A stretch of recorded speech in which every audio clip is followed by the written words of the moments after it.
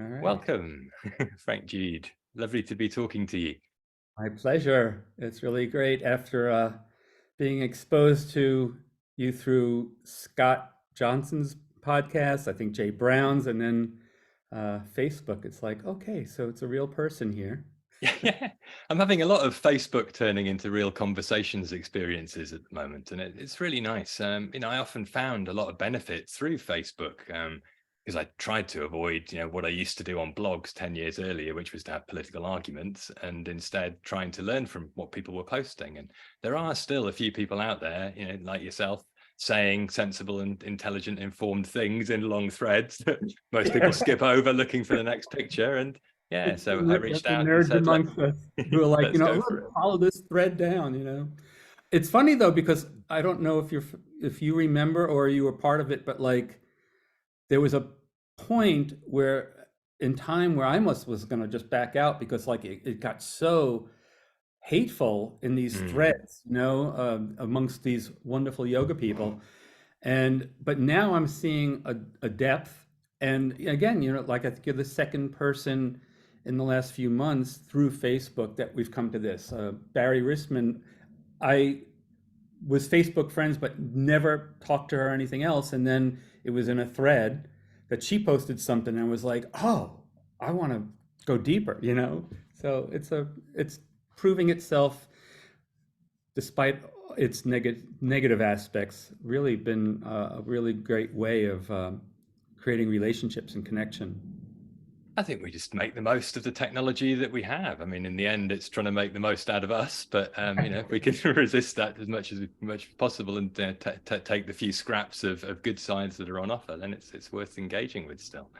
And I guess in some ways that's almost a metaphor for what it is I'd really like to talk about. This attempt to take from long-standing living wisdom traditions something for the modern world. And in the yoga world, there's a lot of that happens without people thinking about it. They have an idea of what they think yoga philosophy is that often has very little to do with ancient yoga texts. And when people do study those texts, they can be quite horrified to see what's in there. Oh yeah. And at the same time, if we were to follow those texts to the letter, we wouldn't be living in the modern world. I mean, they almost are, some of the extreme yoga cases, arguments for leaving the world behind. So Oh, yeah. if we're going to try and update tradition, which is what the tradition has consistently done for itself, regardless, I'm curious as to how we might do that. I'm going to use a word here that might push a button, mindfully, and start thinking, what are we bringing to the table? What's our agenda here? What are we consciously putting aside and why? And how do we do that in a way that preserves some integrity and connection to the tradition? And I guess the main reason why I'm asking you all this is you wrote a book with the title Mindfulness Yoga. So you brought two traditions together, which was a conscious exercise in creativity in that way. So I wonder what you think the sort of pros of that sort of approach are and what the potential cons might be as well. Yeah, well, I first of all, I would say like the very act of asking these questions is really important, and I think a lot of people haven't done that. I have a podcast too, and one of the episodes, the image I used is this, woman looking into a mirror, and it's like, are we just doing that? Like if we're just wanting to see our beliefs, our assumptions reflected back, then we're not really engaging with the tradition. If we engage with the tradition, then we're putting ourselves in a position of being willingly challenged.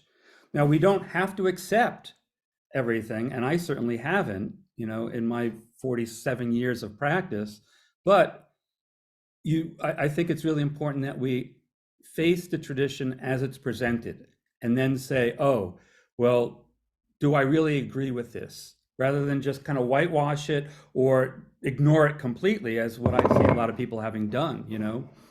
In my case, um, I really, I had been practicing Zen for many years, and then I started studying with Thich Nhat Hanh. Mm. And what I think a lot of people don't understand is in Vietnam, way back in its history, it was two different kingdoms.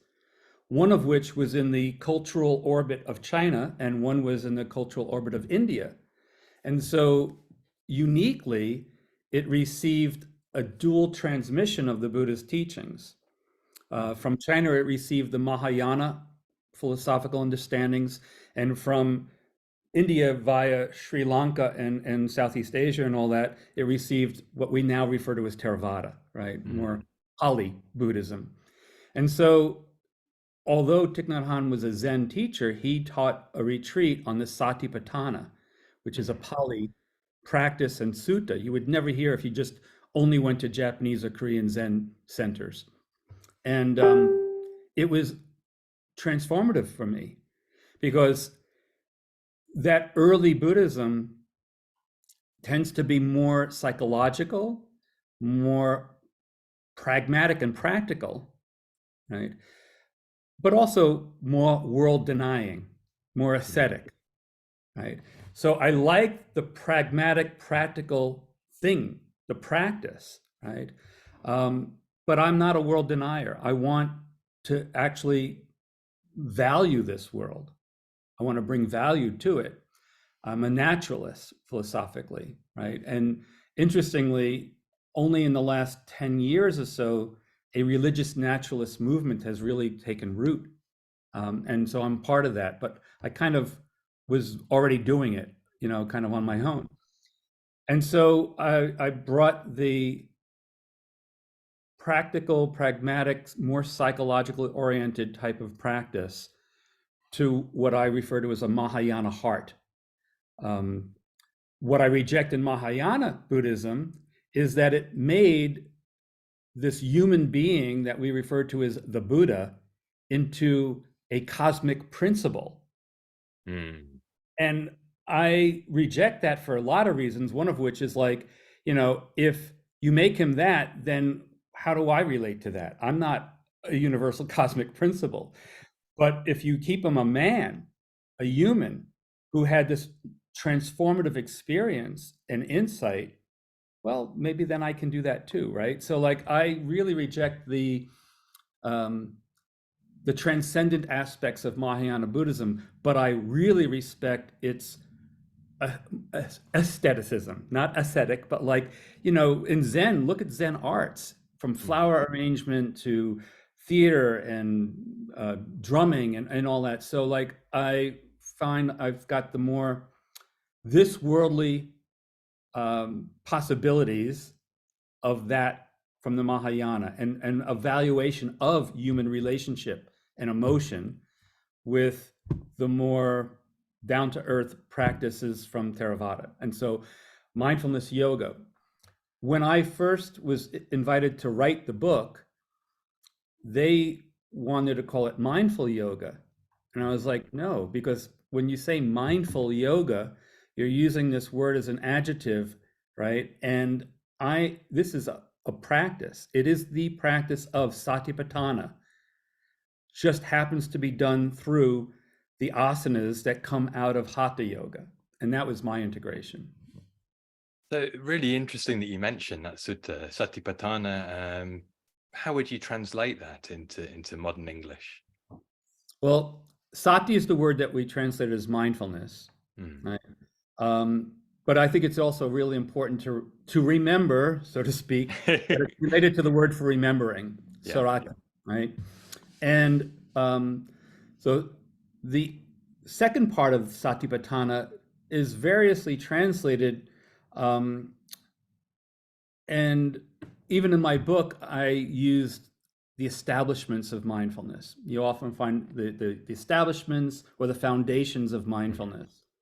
And I don't think that's wrong, but it tends to create the sense in someone who hears it that, all right, for instance, the first Satipatthana is the body, right? So if you think of the body as the foundation of mindfulness, then you've got this body and you're building mindfulness, right? Like a foundation, like a building. But in fact, we're bringing mindfulness to the experience of the body. So in the last year or two, I've been taken to calling them the four domains of mindfulness, the four areas that we bring mindfulness to. Because the Buddha did say mindfulness was one of the 5 faculties. We already have this as a faculty. Mhm. So it doesn't need setting up, it needs Right. tuning into. And what are the Exactly. other 3 then? We've got the body. The second one is feelings, Vedana, but it's not emotions. In English, we use feelings kind of indiscriminately, like that song Feelings, but they're really talking about emotions. Now people also use it for thinking. I feel like means I Oh, think. yeah, well, that's pretty, from my perspective, sloppy thinking. I agree. But what the Buddha, what the tradition means in the Vedana, the second domain, when it talks about feelings, is literally the felt sense of experience. And the way I teach it is it's both the sensation and the hedonic or the felt tone. So if I stroke my face with my fingers, I've got a sensation, right, of pressure, of coolness. My fingers happen to be cool right now. Softness because I shaved this morning. These are the sensations. And quite frankly, it's neutral to pleasurable, right? So all of that together makes up the feeling. And why it's so important to bring mindfulness to feelings is we tend to reify them, right? So this is pleasant. Well, if you close your eyes and open your eyes and it's the hand of your lover, it's going to be really pleasant. But if you close your eyes, you feel that sensation. It's the same sensation. You open your eyes and it's the hand of a corpse, maybe not so pleasant, right? So the actual experience of that feeling is dependently originated. It is conditioned by other factors, right? On a really hot day, if someone takes a cold glass of iced tea and places it against their cheek, it feels good. But if it's like 0 degrees Celsius and you do that, you want to kick them if they do that to you, right? So your face. It's the same feeling, but the experience is what's conditioned, right? So I think it's one of the most valuable practices, Vedana Sati. The third domain is mental formations or the mind, right? And this would include emotions, perceptions, right? Ultimately, though, and this is where it gets really trippy for some people, if you go deep enough, you realize everything up to now has been a mental formation too. The experience of feelings, well, that's a mental formation, right? You stub your toe, if that nerve impulse doesn't get to your brain and your mind, you're not perceiving it at all, right? So everything, even your body as a self-contained unit is a mental formation, right? This is where I think modern science helps us to understand this, because it's like it literally, if you disinhibit a particular part of I think it's the occipital lobe, you'll have an out-of-body experience. You experience your body as a mental formation. So that's the third domain. And then the fourth one is dharma. And I don't translate it anymore. I used to translate it. You often see it's like objects of mind or something like that, but I think that just confuses qualities. I think we get it in this book, which is the scholar Rupert Gethin. But yeah, sort of components of, he says qualities as qualities. Right. So what he's getting at there is when we're observing, at the level of the fourth domain, we're actually looking at dharmic categories. In Analayo's really brilliant book on the Satipatthana, in one paragraph, he uses the word dhamma, the Pali form, 4 times to show 4 different ways, right? And he said, so when you're observing the categories, the dhammas, right, taught by the Buddha's dharma, the teaching of the Buddha, we see the dhamma, the reality, and so he's like using all the same word for all of that. What I get in terms of practice, the way I present it is that in a way, when we're observing the first domain, we are bringing mindfulness to the body. And then that involves the breath. It involves the whole physical body, its various postures, however the body is deposed, as the translation has. Well, if I could The just pot, jump in there for a moment, that is the only early text that speaks about these kind of things. So if a modern yoga practitioner goes looking in anything, pretty much before the 20th century, they do not find a description of paying attention to the body's physical position in space. no. Whereas Satipatthana Sutta, reporting on what was said 2,500 years ago, goes exactly through that process, even to the point of mindfully brushing your teeth could be a logical extrapolation from what it's saying. Yes, actually, that's one of the first micro practices. I refer to them as micro practices that I encourage my students to do, brushing your teeth. Um, the how it's interesting because in some ways, the very things that other yogis at the time would have seen as obstacles for liberation, the vrittis, like the mental activity would be an obstacle for Patanjali. The Buddha says, let's pay attention to them. Like, what is the true nature of these thoughts? Where do they come from? And then how do they relate to what I'm feeling in my body, what I'm perceiving through my senses? So it's like when we're observing the body, yes, the postures, right? Standing, he says, standing, sitting, lying down, turning to the side, reaching up. When I read that, I was like, okay, Urdhva like this is mind blowing. That was my genesis of mindfulness yoga for me, right? But then activities and how they all relate to each other. But the point is that in the previous domains or foundations, if you want to continue calling them, we are bringing our minds to a specific thing, body or feelings or mind. But in the fourth domain, it's really choiceless awareness. We're just sitting and basically categorizing or analyzing the experience. So if we're sitting and we're experiencing joy, we go, oh, joy, one of the five, not technically literally this, but what you're after the fact, basically it's like, this is joy, one of the 7 factors of awakening.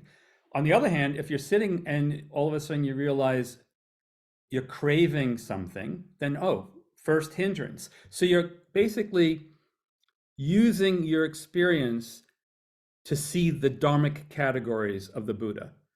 And he starts with the hindrances and goes all the way up to the 4 realities of the noble, or the 4 noble truths, which I think is really interesting because in literate culture, if you open up any book on the Buddha, after the first chapter that might talk about his life a little bit, it's like the 4 noble truths, and it's like, but that comes at the end. I hear you. I mean, you open any book about yoga. Yoga means union. I mean, firstly, it doesn't in a lot of texts, and secondly, that's that's way off. Before we start talking about that, we might want to get some foundations established. And it's not even right if you're talking about Patanjali. Well, that's it. I like to say people often come to me in yoga teacher training saying yoga means union. It comes from Patanjali and it's all about chakras, and all those 3 things are from completely different sources and cannot really be integrated except in a modern way, which doesn't really have anything to do with any of the 3 source text traditions that this come from. But that's the process of combining these things, I guess, as I said, mindfully, is with some attention to detail, but remembering something in particular, which I think in this case, what I would say is remembering the priorities of what it is we're trying to do by bringing different systems into dialogue. And it sounds like you were thinking there's a particularly good system of mental training that can be integrated with a useful system of physical practice. But the word mindfulness, obviously, from the Buddha's perspective, had a much subtler meaning than just remembering in that sense. It's remembering some pretty specific facts about the nature of reality and examining them in the field of experience, because mindfulness of the body swiftly proceeds to watching it rot and be eaten by vultures. So mindfulness of what exactly would you say, Frank Jude? Oh, well, and it's funny that you said that, because one time in yoga class, often I'll say like set up for shavasana, and I was like, it's not nap time. This is actually a meditative posture, right?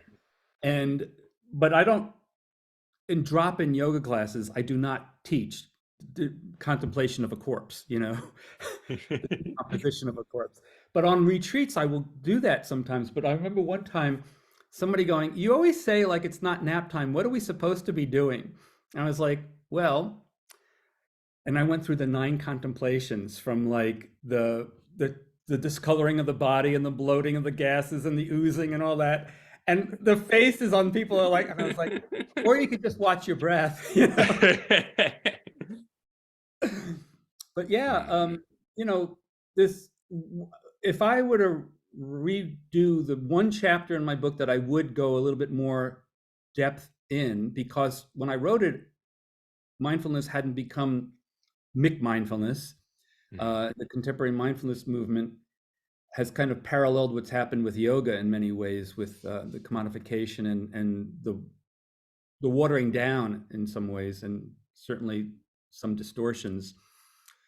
When we're told to observe what's happening non-judgmentally, non-reactively, yes, but they don't go to end. I mean, like over and over again, I hear people trained in the more contemporary mindfulness movement, that's the end all be all, you know? I was like, well, samyak sati, you know, right mindfulness is a little bit more than that, you know? When you look at the Satipatthana, there's a refrain repeated 13 or 14 times, right? And it's like you are paying attention in order to see what are the causes and conditions that arise, that cause this. What are the causes and conditions that prevent its arising? Right? That to me is a judgment. That's a discernment, right? And I always joke, it's like, you know, people like, no judging. It's like, well, you've just judged judging wrong, right? Judgmentalism might be a problem, but we are evaluating animals. We're always doing that. And like, what's the whole point of practice is to ameliorate dukkha, right? That's the purpose. So removal of suffering. Yeah. So if you're paying attention in the present moment and it sucks, don't you want to understand what the causes and conditions are? That's retrospective memory, right? It's like, oh, I did this and said that, and now I'm suffering. I will prospectively remember in the future not to do that.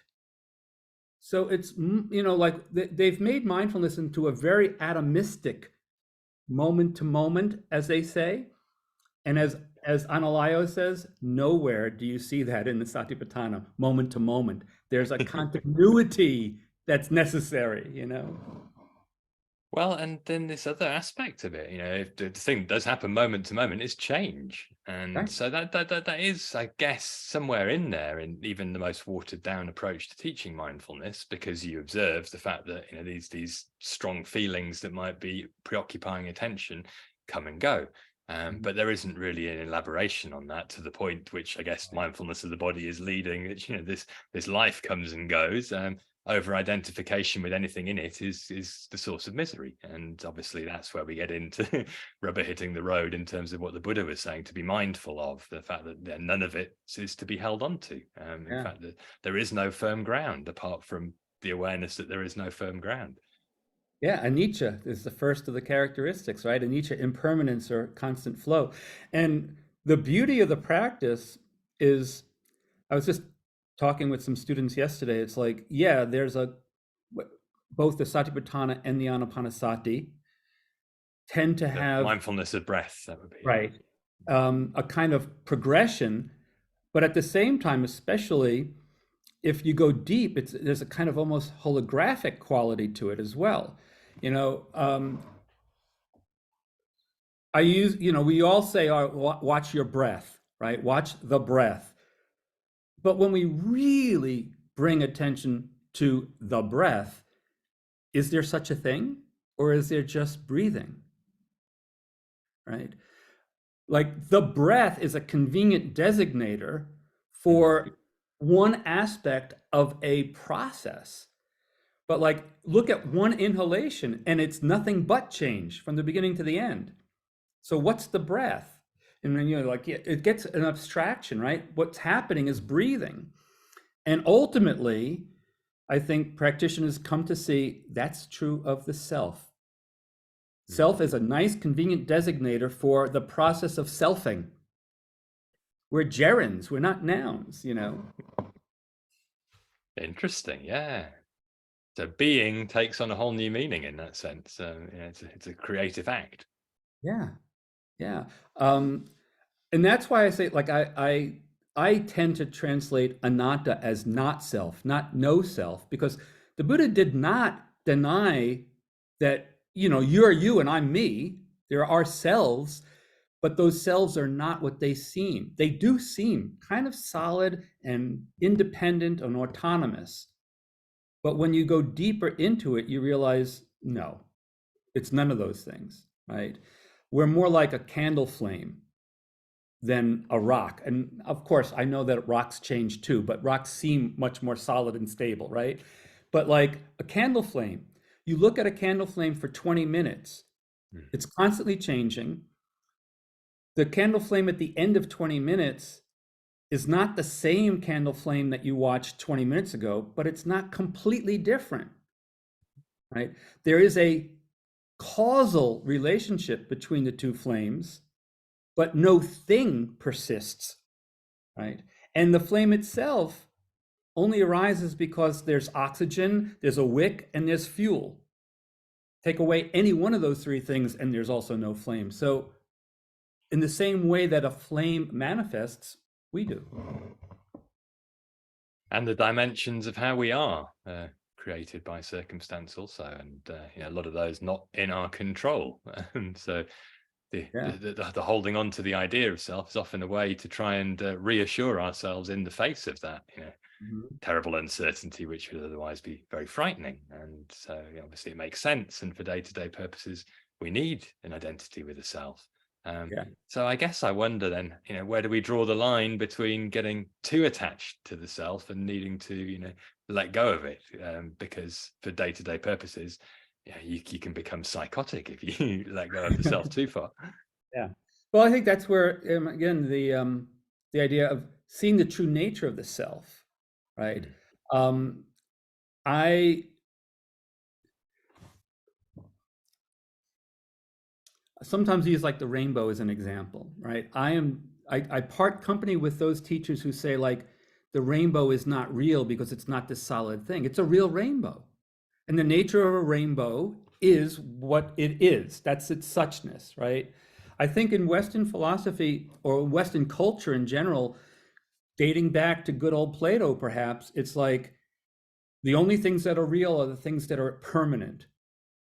And we've got that, whether we're conscious or not, embedded in our thinking, like if a relationship ends after 10 years, it's like a failure because it hasn't lasted a lifetime. And it's like, it's so pervasive, I think, that we don't see that prejudice. Well, obviously, if we followed it through to the logical conclusion, the fact that we don't live forever means that we don't exist. And right, yeah. So obviously we do, and we just are not existing as we might think. And for me, it's like the more I, over time through practice, came to see that, the more ease I had in living my life, right? I've taken, like I've got a lot of students who are also involved in 12-step programs, and there are two concepts from the 12-step programs that I really find valuable. One of which is this idea of terminal uniqueness. And that's the idea that no one knows the trouble I've seen. Like this is just unique to me, right? Yeah. And that is a form of self-conceit. The Buddha said, if you think you're better than, worse than, or the same as, you're still kind of sensing your value externally in comparison, right? But like this idea, like I had a friend years ago who hit bottom, finally went to a 12-step program, and I went to meet him for coffee afterwards, and I said, so how was it? And he said, it was humiliating. And I said, how so? And he said, I heard 22 dudes tell my story. But that was a breakthrough for him because he thought, only I know this suffering, right? So that terminal uniqueness, which I think many of us have to some degree or another, right? And then the other one is the serenity prayer. And in the true practice of mindfulness is the practice and embodiment of the serenity prayer, right? what can I change? What's my true locus of control? When I see that, I can change it. What can't I change? What I can't change, I could learn to gracefully accept. But I need the wisdom to be able to discern the difference, right? Mm-hmm. That's mindfulness. And that is obviously not what's taught in most modern yoga classes. In fact, the very idea of discerning the difference, which is the basis of the Yoga Sutra, the text everyone likes to talk about, is written off, as you've already said, as judging. The act of saying this is preferable to that is almost anathema to that culture. So I wonder, how one seeds these sorts of ideas in a drop-in yoga class, or is that just the wrong format for teaching this sort of this level of insight? Well, I think, first of all, what I think is really funny is I think an asana class that wants to really convey deeper yogic practices is easier to do this way than to think that samadhi is the goal. No one's going to get into samadhi doing sun salutations, but you can have insight. And I'll give an example. This was this woman's first yoga class, right? She was about 33 years old, and we did a tree posture on the right foot, right? And we were in it for a good minute and a half or so. It was a fairly longer duration. When we come out, anybody who's ever done any balancing posture like that knows that you've got those pins and needle type sensations in the standing foot. And what do people do? They reflexively shake it out. So she did that. So I was like, are you willing, when we do the other side, not to shake it out and pay attention to the feelings? That's the sensations. That's Vedanasati. And she was game. So great. We did the left foot. We came out and she had her eyes closed. And it was really kind of funny because I could see her like wanting to shake it out. And intuitively, I didn't say breathe. She took a deep breath. She settled in. And then suddenly her whole face lit up. And I was like, I gave her a moment or two and I says, what just happened? And she said, when I let go of resisting, I saw that the feelings were not painful. They weren't even unpleasant. I was reacting to their strangeness. Mm-hmm. And as soon as I saw that, I realized that's how I react to any person or thing that I think is strange. I pull back. Now, to me, that's insight. It's not big enlightenment, but it's liberated her from the potential of doing that in the future. Maybe when she, this is in New York in the 90s, and she gets on the subway and she sees somebody with like a mohawk or something, maybe she won't get so reactive. Yeah. So that's what I'm talking about in class. I'm talking about bringing mindfulness to our conditioned patterns of reactivity. Sometimes those patterns might serve us, so fine. But now you've got mindfulness, you're mindfully aware of that, right? But lots of times they don't, right? Or here's another one of my favorites, a little bit deeper with my long, like once I've had students in class for a while. If you go into a spinal twist, really pay attention to your breathing. The twist itself feels different whether you're inhaling or exhaling. Right? It just does, because you got the compression. And then you can pay attention to like, all right, I feel my breathing in my belly when I'm facing forward. I twist to the other side, now I feel it more in my ribs. What people tend to overlook is the implications of that. Really, you are seeing the core teaching of the Buddha, emptiness. There's no inherent nature to the twist. If it feels different when you're inhaling or exhaling, right? If you go into the twist and you pay attention to how it feels after the first inhalation and exhalation, and you stay there for 30 of them, it's going to feel a lot different at the end of the 30. What are you seeing? Emptiness. Impermanence leads us to the insight into emptiness, or not self nature. There's no svabhava, there's no inherent nature to the posture. And again, people have big insights into reality, into their life through this way. And with my longer term students, I remember one time I had this student who's been practicing for 30 years. And to make the point, I said, what did they call downward facing dog 30 years ago? And she looks at me, she goes, downward facing dog. And I said, oh, I guess nothing's changed then. And she just started laughing. You know? Well, that's the But thing. I mean, there's always things out there that look like they're not changing. So it's very easy to reinforce the conditioning that we're very attached to at some deep fundamental level that is all to do with not wanting to let go of this body, that says things it's possible to find something unchanging and really invest in it and build from there. And that will be security. So I wonder then, if we look at the world of sort of modern mindfulness rather than the Buddha's mindfulness, let's say, what it is that gets left out that you find more problematic there. I mean, obviously there's a whole dimension to it that we can immediately agree, corporate mindfulness training for the purpose of, sedating employees rather than giving them a pay rise, or not dealing with the sources of suffering like overworking them and instead saying, here, have some free chill out sessions. And that clearly is its own category, but just actually in the delivery of the teachings, because there is an attempt to engender an awareness of reactivity and a letting go of an attachment to things needing to be a certain way to be able to accept them. So what's missing still, do you think? Yeah, but even just what you just said there, accepting is not resignation. And sometimes I think that nuance gets lost, right? I've had people come and say like, they'll talk about a situation, whether it's a relationship or a work situation, and it's like they think that their practice is telling them to learn to accept it.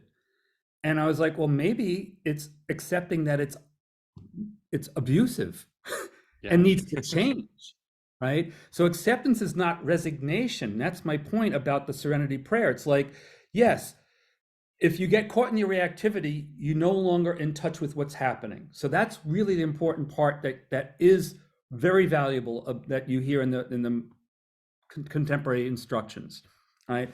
If you get caught in your reactivity, you're no longer really present with what's happening. It becomes like a scrim in front of you and you're no longer. So yeah, okay, that's the yoking of yoga. Yoke the impulsive conditions, right? But what tends to get downplayed, unintentionally perhaps, is in order to see how do I respond. So I sometimes talk about it as moving from a kind of conditioned impulsive reaction to a more skillful creative response. My pun is we're building our response ability, right? The ability to respond. And I think that inadvertently gets lost sometimes. I think maybe the teachers may intend that, but by harping so much on accepting how things are, not getting caught in your aversion to them and all that stuff, but not talking about that next part. And what's that next part based on? Ethics. And that's really what I think is missing.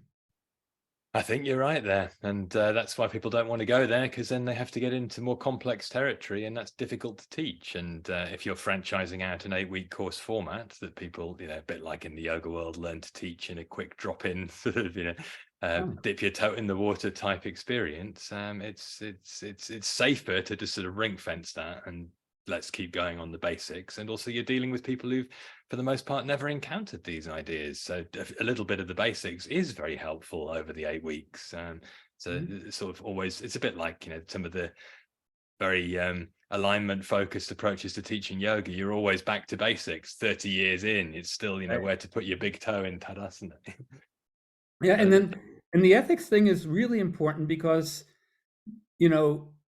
I remember Georg Feuerstein once talking about how yoga culture, because he would talk in terms of cultures, right? Like there's yoga, and then there's these 3 yogic cultures that arose on the subcontinent. We've got Buddhism, Hinduism, and Jainism. But like, in his view, yoga kind of predates those cultures that arose, right? And you've got atheistic yogis. Even back then, you had obviously bhakti yogis. You had all sorts of, this yoga tradition teaches this, this, and that. But what makes it all, well, what's the universal? Ahimsa, ultimately, non-harm. The ethical foundation is certainly one of the major principles that are shared, whether you're an atheist yogi or not, and all that. And when I read about mindfulness being taught in the military, right? Mhm. Yeah, an argument has been made that maybe they could be less reactive and they won't be, but in the manual it actually says Ron Purser in his book on mindfulness, I'm paraphrasing, but basically a paragraph from the manual that the military uses says that when all said and done, the soldiers should be able to kill, like shoot, kill, and without Without remorse, exactly. without Yeah. remorse, right? And I'm like, what was one of the 5 professions that the Buddha prohibited his students from being involved in? And one of them is the military or anything to do with armaments, right? So like, how do you justify that? Well, obviously, there's all sorts of other examples out there in the world, from Zen in World War II Japan to modern Buddhist monks in Myanmar and Sri Lanka going out on the street rampaging. But that's not to defend it as a principle. It's more just to say that concepts don't hold true across the centuries necessarily. But I guess for me, there's the other side of it. Turn it upside down almost. Sure, there's all sorts of contexts in which this basic concentration training is being used devoid of any kind of ethical framework. But there's often this assumption on the part of the people who are presenting the training that there's somehow embedded in this pure paying attention technique some kind of inherent compassionate ethics because of the non-reactive dimension to it. But the clear example that can't be the case for me is the military, because if people were becoming more compassionate, they would refuse to follow orders from time to time, and the military would clearly not be happy with that. And so therefore, any system that they were instilling that led to that outcome would immediately be defunded because it just wouldn't be what they're after. So evidently, you can separate the concentration training from the ethical framework, and it isn't embedded, it isn't implicit. In fact, it's not implicit in anything. You don't, through vinyasa flow, turn into a nice person unless you choose to try and become a nice person.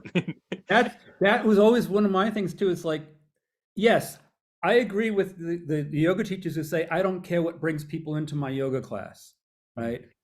I don't care about that. Okay, great. But they go on often to say that they just think that somehow these asanas magically will get people interested in, the deeper teachings and philosophy. And yes, there are some people that do, but I think that says more about those people than about the asanas. Because I also know people who've done asanas for 30 years and just still take it as exercise, right? So this idea of imputing something magical into the postures, just as you were saying, yeah, there's nothing.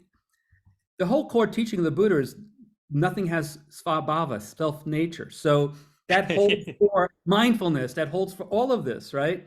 Excellent That's point. why, people have pointed out, like taking out mindfulness from the matrix of the eightfold path is the problem, right? Because samyak sati, right mindfulness, only makes sense in the context of right understanding, right thinking, right action, right speech, everything else. Yeah.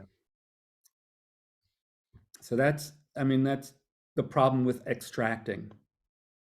Whether it's the asanas or mindfulness or anything, And yet at the same time, we live in the 21st century and some extraction is inevitable. We started out talking about some of the things that you had walked away from to a certain extent in the orientation of Theravada and Mahayana teachings. We've also identified some of the sort of pitfalls in some of the perhaps more extreme extrapolations from ancient Indian worldviews. And therefore, there is some selectivity, there is some reframing, and whether we would choose to do it or not, we'll be doing it anyway because we're living now, not then. Right. What are the non-negotiable principles, do you think, for truly embodying dharma in the 21st century? That's a really good question, non-negotiable, because I know there are. Um, like in my own practice, um,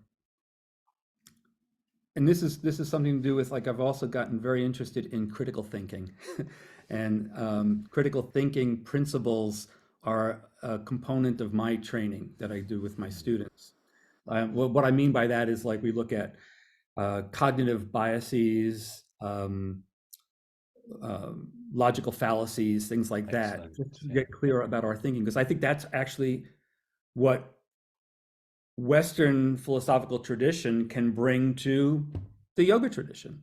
You know, not that it was not there already. I mean, you know, one of the examples I give is one of the reasons that the Buddha rejected the caste system, right, was, you know, the caste system is so pernicious, you know, and so tenacious. I mean, you know, is that it's in the Vedas as a kind of aspect of revealed knowledge. It's it's just part of the way the cosmic structure is, right? So the Buddha was like, well, if that's true, the Persians would have a caste system, but they don't. The Greeks would have a caste system, but they don't. So obvious it's a human construct, right? That's critical thinking. And Didn't so Plato have a slave system embedded in his utopian republic? I can't remember, maybe. I I probably, but in terms, like slavery, yes, that's all over the classical world and all that. But the caste system as it's in India was pretty unique to that culture in that way, you know. And the Buddha rejected it as a human creation. So anyway, going back to like the idea of like bringing in this idea of critical thinking, I decided that I really wanted to bring as much intentional conscious awareness to every aspect of my life. No, nothing out of bounds, right? I think Brad Werner once said something like, you know, punks were told to question authority, question everything, but they didn't question themselves, right? So Zen ideally is questioning everything, including themselves, right? Yeah. So like that is what I really want to do. And that has required me to sometimes change positions. I don't even talk in terms very much of beliefs anymore because it's like a belief sounds much more solid, but a position can change. And recognizing that my positions and ideas about things have changed over the course of 47 years of practice also leads me to recognize that they may change between now and whenever it is that I die, you know, like, and that's really non-negotiable. It's actually one of the reasons why I ultimately left the community of Thich Nhat Hanh, Hmm. who I still, you know, revere as one of my root teachers. But I had a question that I was told, not by Thai directly, but by senior monks and all that, that it was just not on the table to question. What was the question? It goes back to precepts. Thich Nhat Hanh and the order of into being, that tradition doesn't require people to become vegan or even vegetarian to take the first precept, Hmm. right? The first precept is freely given to soldiers in the military, police officers, and everything else, right? So, and I think that's great because what we were told was that these are mindfulness trainings, which is a much more right in terms of sila, right? These are trainings, mindfulness. It's like the precepts don't tell us any particular behavior, right? The first precept in the Zen tradition, paraphrased different ways, but it's always a two-parter. It's like avoid causing harm, cultivate reverence for life. Well, how do I do that? And as soon as you say, how do I do that? The precept is doing its work, right? So is abortion breaking the first precept or not, right? You have to question that. You just don't, you know, and ironic, you know, the truth of the matter is people will come to different conclusions with that. Yeah. But the point is that they've really given it consideration and thought first, right? So, and that's the way for the first 5 precepts. It's always taught as like they're not telling you any specific way, but you have to really engage with and question.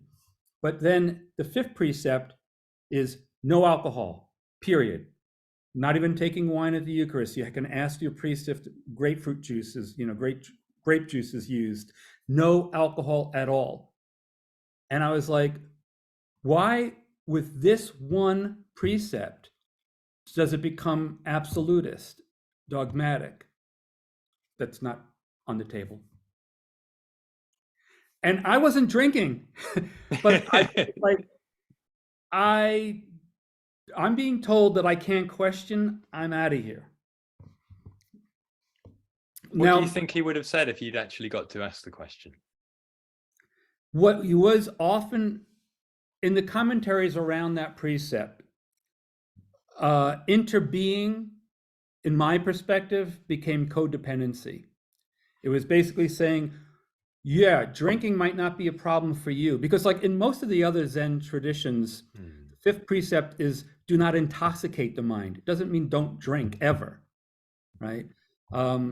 And that precept is a powerful one because we can intoxicate our mind in many ways, not just alcohol or drugs. I mean, gossip, Facebook, also. Exactly. Feeling self-righteous on social media is a big one. Yeah.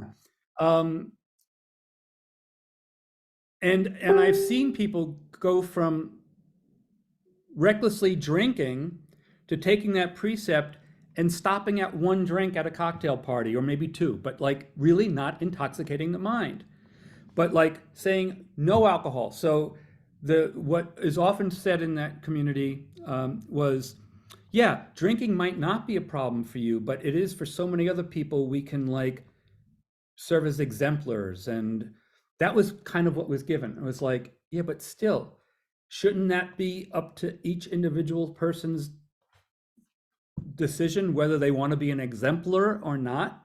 And what is an exemplar? It's like maybe showing that it's possible to have 1 drink and not overdo it could serve as an example as well. So it's like, it just seemed very dogmatic when it comes to that one thing.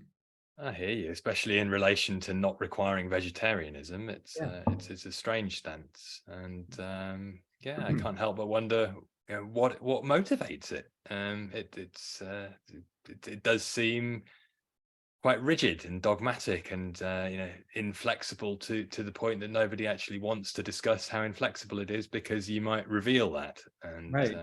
And sadly, I was even told that many of the people take that precept and they go on having their glass of wine at dinner. They just don't talk about it.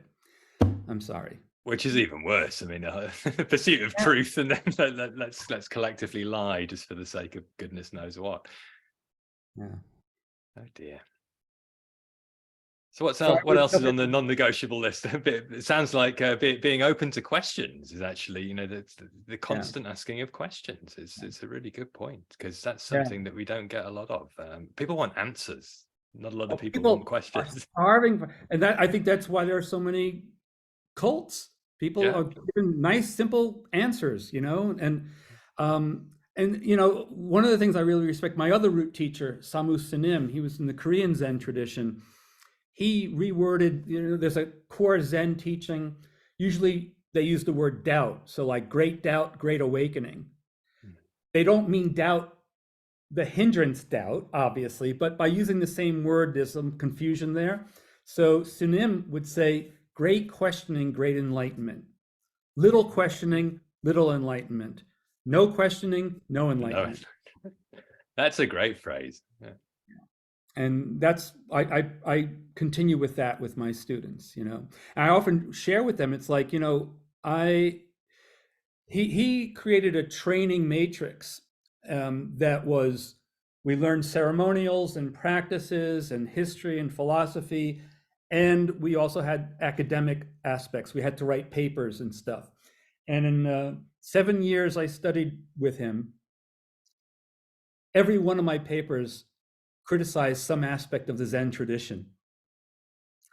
And I often tell people, if I had written similar papers while in a Catholic seminary, I would never have been ordained.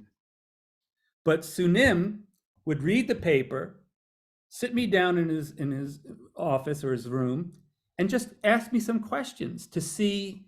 I think retrospectively, he wanted to see where I'm coming from and how I came to it in a way, right? Because he was, in many ways, a revolutionary teacher, but he also was a Korean ethnic Zen person. So he had beliefs that I didn't have, and he still ordained me. And I think that says more about him and the potential for that kind of approach to the tradition that just inspires me every day. Is inspiring, and I guess that's the sort of thing that can't be very easily institutionalized, and in some ways that's the problem of the world. Institutions are only as good as the people in them, and often they institutionalize the people out of critical thinking and taking responsibility, which I guess then sort of leads me to the flip side, hearing what you were saying there about his perspective on the world that you might not necessarily fully share. What should be left behind from Dharmic traditions? What about reincarnation? Well, I would not say should. I mean, I have students who I probably believe in reincarnation. I don't tell them that they can't believe in it to study with me. I don't. And again, it's really important that the Buddhist tradition, rebirth is not the same as reincarnation, because Buddhism denies that there's a jiva or a soul of any kind that, like in the Bhagavad Gita, it wonderfully and clearly describes reincarnation by giving the analogy of a person taking off one suit of clothes and putting on another, right? What's unchanging is the body. Like if I take this shirt off and put another shirt on, right? What's persisted is this body. And by extension, the soul goes from one body to another. Reincarnation basically means to take up meat again, right? Yeah. For the Buddha, rebirth, there's not a thing that jumps from one body to the other. It's the continuation of a process. Disintegration and recombination. Yeah, well, it's more like going back to the flame image that I used before. Let's say this is, if I have a candle and I light another candle and blow this one out, is this flame the same or different? Mm-hmm. Right? It's actually exactly the same situation when we're looking at one flame over time. Is it the same or different? And the interesting thing is, really, we can't say it's the same, but we can't say it's different. We might not even have a word for it. Basically, it's a persistence of a process, not a thing.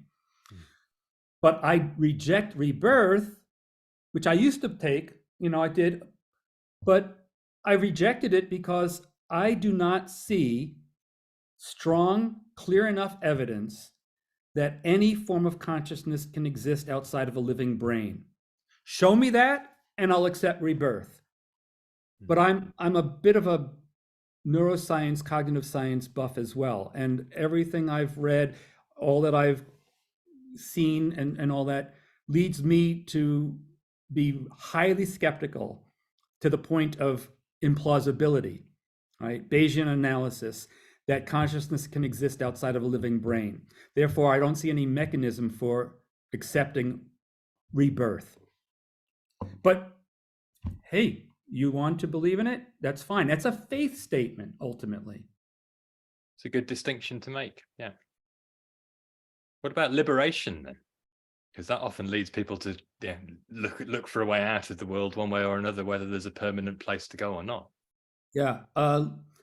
Yeah, I think it's important. And it's funny that I used to be on the faculty for a pretty large yoga franchise, yoga teacher training.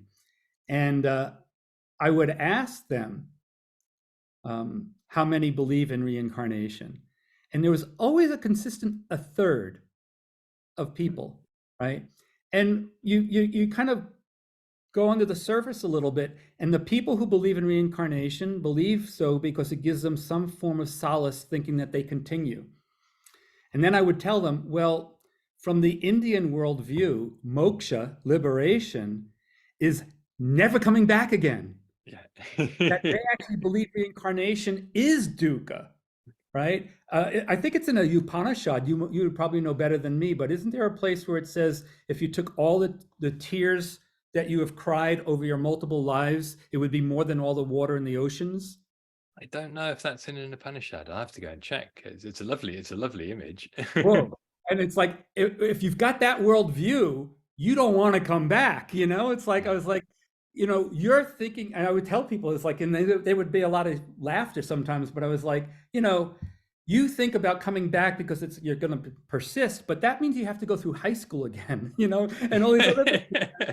And in Sanskrit, the word for reincarnation, they have two, right? And you can translate it either as rebirth or re-death, right? Because if you're born again, you have to die again. So literally, liberation is ending the cycle of samsara, right? Now, if I don't believe in reincarnation to begin with, I have to rethink, reformulate liberation, right? And for me, it's enough to liberate myself from patterns of reactivity that cause suffering. It's enough for me to liberate myself from the tight constriction that Georg would refer to as the self-contraction, to a more expansive in the world kind of way, right? Because again, somewhere along the line, I just got really deep into, and I was raised Roman Catholic, and there was a period of time where, you know, St. Francis was an idol, right? And I put pebbles in my shoes and did all these like, you know, things like that, right? And, but then I had this shift after my sister died. She died when I was 16. She was 15 years older than me from cancer. And somewhere between then and college, I sought some kind of spiritual, religious kind of tradition that would affirm this world and this life. Nietzsche had a little bit to do with it, by the way, but you know, so the Gata, you know, the Gata, oh, not the Gata, the mantra that ends the Heart Sutra, Gate, Gate, Paragate, Parasamgate, Bodhi Svaha, gone, gone, gone beyond, all of us together, gone all the way beyond awakening. I always tag on, for me, this is not going beyond this world to any other transcendent realm. It's not about that. It's about going beyond everything and anything that keeps me from being here fully and intimately. That for me is my liberation. Very eloquently expressed, because the problem often is freedom from the world is the logical conclusion, rather than freedom to be more alive here in the world. So removing the obstacles to doing that, rather than removing oneself you know, along with the obstacles from conditioned existence. Yeah. And, you know, I mean, nobody's who's often thinking that way is anywhere near that outcome, but it does tend towards, you know, this sort of pot of gold at the end of the rainbow orientation, rather than, you know, I mean, be here now can obviously be abused into, you know, colossal act of spiritual bypassing, but at the same time, you know, here and now is where we are, and so trying to be present is very helpful, which I guess then does bring me back finally just to modern mindfulness and this emphasis on the present moment. Can that really be so bad? If it helps people to see a bit more clearly, surely that's a good step forward. Well, yeah, a good step forward, but don't stop. Right? Like again, that orientation is essential, but you don't stop there. A good example, you know, I think with the fetishizing of the now, right? Like Art told, the now, right? My mom had Alzheimer's. She was so present. If you were in the room with her talking, you could have a complete conversation. She seemed alert in the early stages. I mean, it got really sad at the end, but like in the beginning, especially. But walk out of the room, come back 10 minutes later, she didn't know who you were. So without memory, sati, remembering, you can't have a relationship. Right? So if you can't have a relationship, you don't understand the present moment, because the present moment only is related to the past and to the future. It's embedded in that timeline. So again, the atomistic idea of mindfulness is what I'm arguing against. It's not this atomistic, this is the now. It's like, this is the now. You know, it's much more expansive. It's understanding relationship. Dependent origination is about relationship. The simplest formula for the Dharma that was said to lead Shariputra to his first awakening experience when he heard it and decided to become a student of the Buddha was, this is because that is. This arises with the arising of that. This ceases when that ceases. Without that, this isn't. I mean, the implications of that is rich enough for a lifetime of practice. I hear you. Yeah. So that's what I think, you know, like, yes, I know mindfulness as it's taught is assuming, as you said before, again, that somehow these ethical realizations will come through. And I question that. And as we've seen examples that that's not necessarily true. And if you're so focused on the now and not reacting, which is important, but you stop there, then where does sampajana come in? Sampajana is the understanding. And that, I've never heard that ever vocalized in the contemporary mindfulness tradition. They just talk about mindfulness, but I've never heard anybody talk about sampajana. It has become more discussed, I think, partly in response to critique, and Yes. also, you know, the increasing sort of intellectual engagement with what's happening. You know, there's a couple of decades now worth of academic literature, as well as the, you know, the popular stuff that's in the bookstores. I'd also add, you know, Daniel, it's really important that, you know, one other thing that can be criticized, but I think now there's also, along with what you just said, maybe some adjustments. But for a couple of years, mindfulness was certainly taught as almost like a panacea. And it really isn't. I tell, like, I teach up at this resort up in outside of Tucson, and they had in their handouts things that I said, we have to soften this and put in these caveats, and they were agreed to do it because, you know, bringing attention to the breath will cause some people to become anxious. Yep. You know, even in the Pali Suttas, one of the first insights that people get is referred to as the terrors. You know? Yeah. So it's not a panacea, and it's not always, you know, mindfulness is going to make you enjoy your life more. Not if it sucks. No, and that might actually be very helpful to wake up to the fact that it sucks, and that might lead to wiser action. But obviously there needs to be space held out for that to happen, rather than just, you know, isn't it wonderful, can't I be so grateful, savoring the shitness of the moment. Right.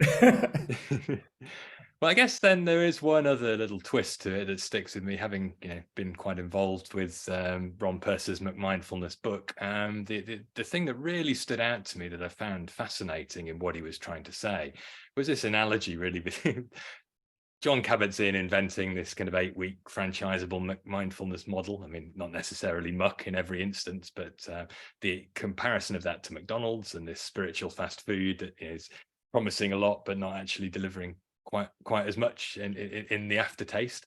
But Kabat-Zinn would always say, you know, when he's hanging out with the Dalai Lama or wanting to present things, you know, on a higher level, that he had constructed what he called a universal dharma that was coextensive with the entirety of what the Buddha had to say. But then would say, well, we don't need to mention any of that when we're actually teaching it. And I think these two things just do not compute. So is perhaps then the biggest pitfall that when you start remixing things, you believe your own hype?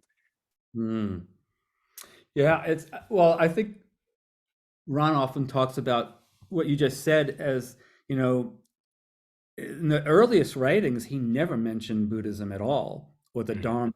And that came, you know, later. But like, is it accurate to say it's the Dharma when you don't have those other limbs in there, you know?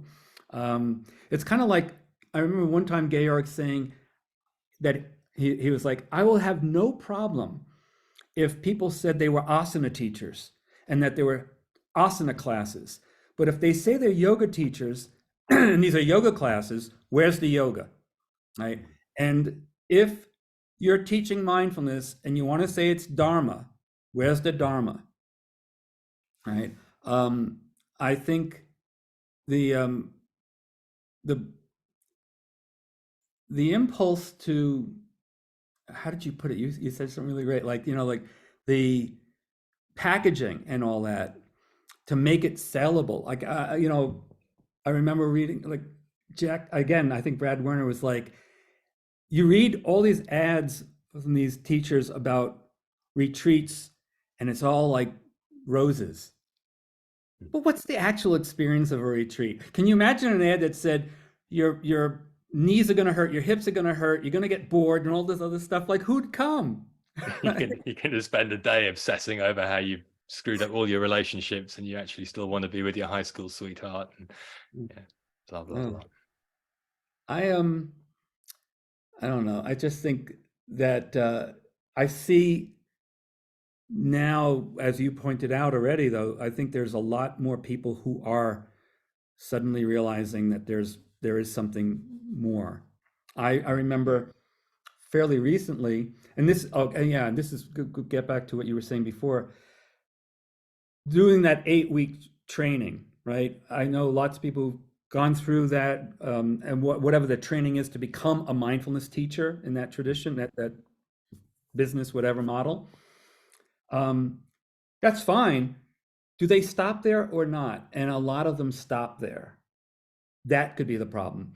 And I just thought of this because just recently, someone did a five-day immersive with me, right? Who had done the 12-week training to become a mindfulness teacher in the Kabat-Zinn tradition thing, right? And she did that 10 years ago. And she's been teaching 10 years. She did 5-day immersive with me and she goes, holy shit, I didn't realize there was all this, right? What did we do in those 5 days? We went through the 4 domains. We went through the full Satipatthana. There's a lot in there. Right? So, you know, if it would present it as a doorway and not a full path, I think that would be much less problematic, you know? That's a really good point, actually. And this is sometimes what I end up concluding when I try and talk about yoga philosophy to modern yoga teachers.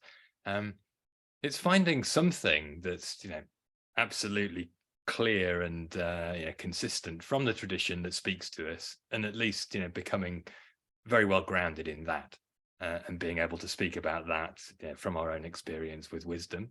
That might be all we do, and that might be enough, and that might ensure there's still a beacon for that bit of it out there, and that's better than nothing. But obviously, you know, then we have to avoid the temptation to say that's everything, and, you know, to extrapolate from that little bit into the whole. So yeah, doorways, signposts, things of that nature are definitely within our grasp, I think. Yeah, the Bodhisattva vow, Dharma doors are innumerable. May I open all of them. Yeah, right. In the version that we chant is Dharma gates are numberless. I vow to penetrate them. All of them. Yeah, okay.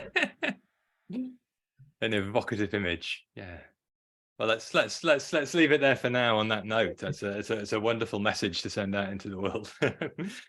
Thank you, Frank Jude. It's been a wonderful conversation. Really appreciate you sharing your knowledge, your experience, your insight with us. Thank you again. Thank you. It's a pleasure.